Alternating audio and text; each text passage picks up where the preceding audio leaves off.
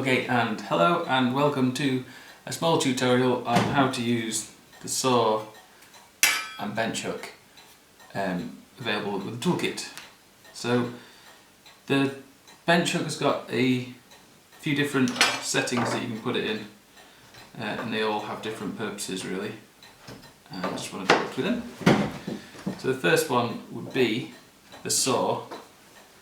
Now this is a Japanese blade which cuts when you pull like that.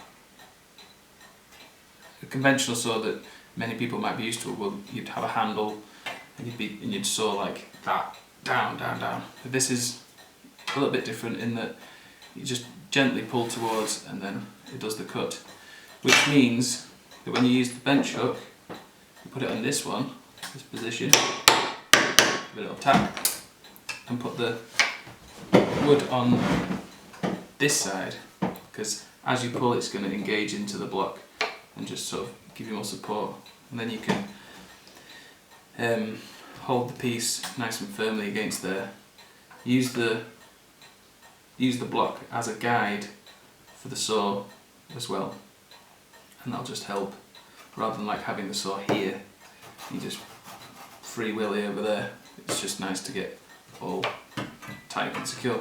So just a couple of light, really light strokes. I'm not putting any pressure.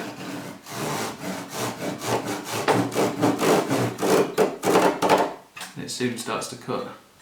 You can just readjust. Don't think that once you've started you can't take the saw off and have a look to see what you're up to.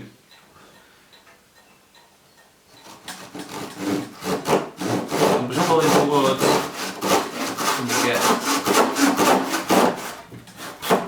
wobbly table. A nice clean cut there, and that's the basis of starting to make the jewellery then as well. So that's for that position. There's also a 45-degree this can go, so if you can pivot that one to there, 45 degrees now, which means you can start thinking triangles. So again, put the veneer on that side, and you're just going to again rest the saw against the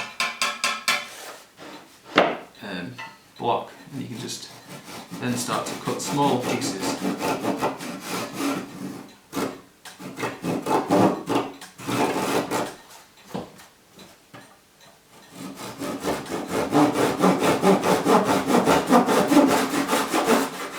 So, and there you go. That's when you start to do smaller stuff. You can also then go smaller still by keeping your fingers always away from the saw. So as long as I know that if I keep cutting there, it's going to go nowhere near my finger, because that's in the way. And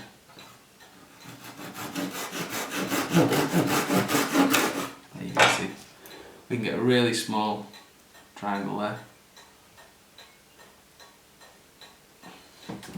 for whatever purpose, or some funky shapes.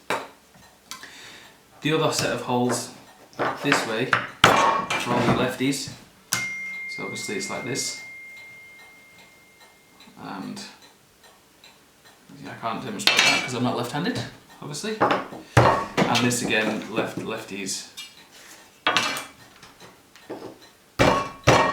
And just tap this in as well. So there you go, bench hook. And this end there, if you're more comfortable pressing against there and pushing against there, so long as your left hand is forcing the wood into the thing, you can put there as well.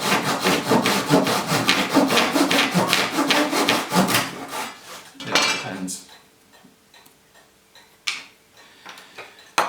what you prefer. So it's very versatile, very easy to use, very sharp, very beautiful saw. And yeah, one more tip would be, if you want to get small pieces, the best thing to do is to obviously hold the bigger piece there and cut off the smaller piece. There's no point if you want to get a triangle, say, like that. Don't go holding this piece, so then you've got all that flappy flip still, and you've not got much. So most of the wood on this side, cutting off the small side, and you can just nip away, get some bits. There you go, bench hook and saw. These are all individually made, so the holes are individual to each one. If they get stuck, these things, for whatever reason, just flip it over, hit it with a pencil, comes out. So there you have it, bench hook and saw and a couple of techniques.